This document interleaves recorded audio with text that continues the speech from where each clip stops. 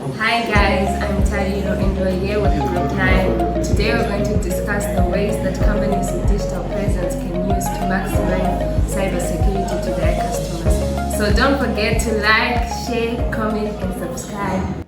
Team, we have a serious issue. Customers are complaining about phishing attacks using our brand. Scam emails, fake EcoCash messages, they are everywhere. Alright, I call this emergency meeting to fix this now. No more waiting. Before we dive into this crisis, let's quickly meet the team.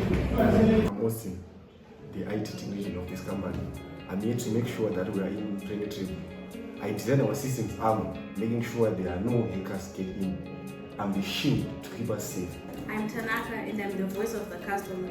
Right now they're scared, so we need solutions to regain their trust.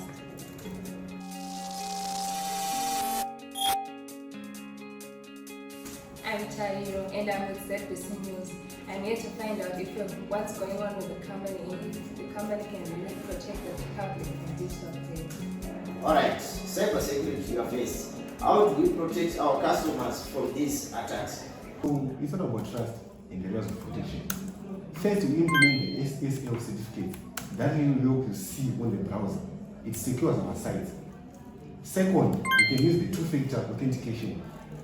Because passwords alone, they are no longer enough to secure us from the hackers. And finally, we need to educate our users. It seems too good to be true, and it probably is. We will run digital campaigns and offer free security tips so that we can keep our websites and everything secure. So I will not run every single system. We will be doing weekly security audits to check for the vulnerabilities, enforce stronger password protocols, and run constant updates. No more outdated systems. Every system will be used to be up to date. Thank you, technician. But our customers are confused. Some don't even know how to spot phishing emails and fake messages. So how do we reassure them? Okay, that's a good question. We create a customer-facing FAQ with clear guidelines. How to spot a phishing email. What to do when you receive a suspicious message. We will also establish a 24/7 hotline for real-time help. Okay, yeah, I see what you're talking about, but you're forgetting one thing. I'm right here in your system, watching you scramble for those SSL whatever logs, the two-factor authentication, but I already have your customer details. I think it's so difficult, but it's easy. I don't know how I did it. I just created a fake EcoCash website and just send random images and messages to WhatsApp for your clients that I've just given them a credit for $5,000, and that's so easy. They just give me their details, bro. Imagine cloning your website just like that, and you think here you are secure enough. I mean, that's too easy for us hackers to just exploit those systems. Right? You have too many entry points. Imagine a person just using a password that's like 1234 or maybe 0000. Man, that's easy to hack. Within imagine 2 seconds, bruh. I'm just in your system. Bruh, you need to up your system, man. You cybersecurity must do better. This is what we need to do as a company. We need to implement multi-factor authentication across boards. No more 1, 2, 3, 4, 5 passwords. We also need to launch public awareness campaigns. Maybe it might be don't fall for fake messages campaigns so that we can educate our customers on how to deal through social media, billboards, and our websites.